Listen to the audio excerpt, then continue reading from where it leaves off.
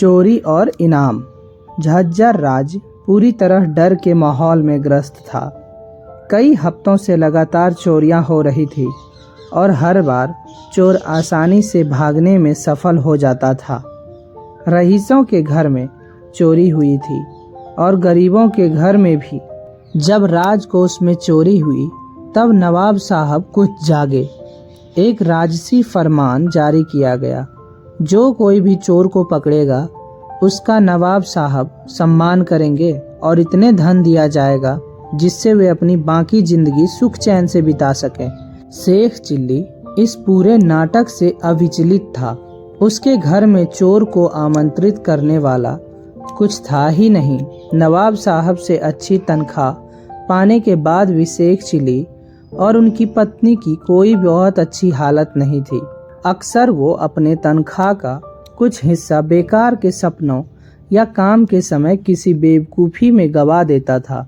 जब कभी भी उसकी जेब में पैसे होते तो वो उन्हें बड़ी खुशी और दरिया दिली से खर्च करता था। वो गरीब लोगों की मदद करने से कभी नहीं चूकता। एक दिन शेख चिल्ली ने पड़ोसी राज्य में जाकर एक मशहूर फकीर की दुआ लेने की सोची। इसका मतलब उसे घर से 4 दिनों के लिए बाहर रहना था। हाय अल्लाह, तुम मुझे इस डर के माहौल में इतने दिनों के लिए छोड़कर जाने की बात सोच रहे हो? उसको बीबी फौजिया ने कहा। अगर इस बीच में घर में चोर आ धमका तो क्या होगा?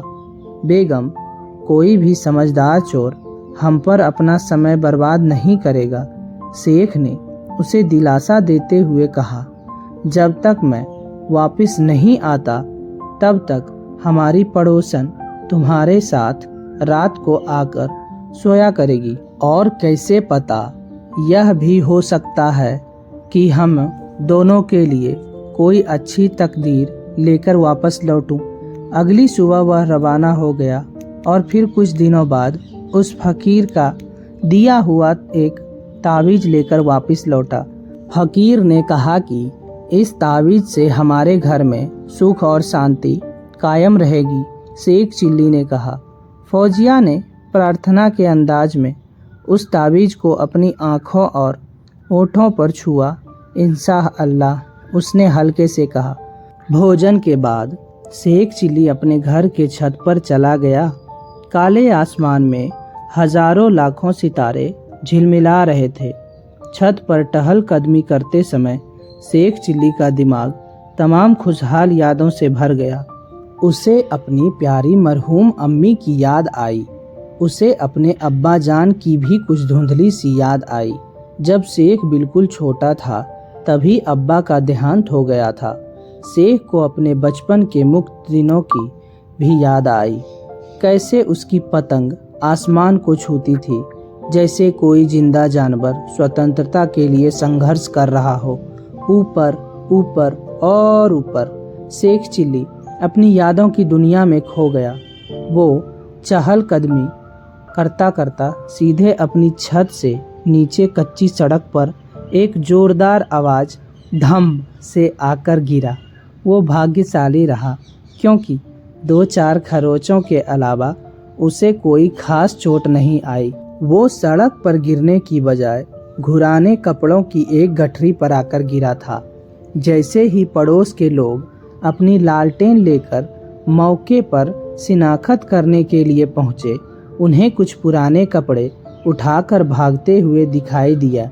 उन्होंने उस भागते हुए आदमी को तुरंत पकड़ लिया और उसे फौरन बेनकाब किया। वो वही चोर निकला जिसने काफ़ी अरसे से पूरे राज्य में आतंक मचाया था। चोर शेख चिल्ली के घर चोरी करने के लिए आया था।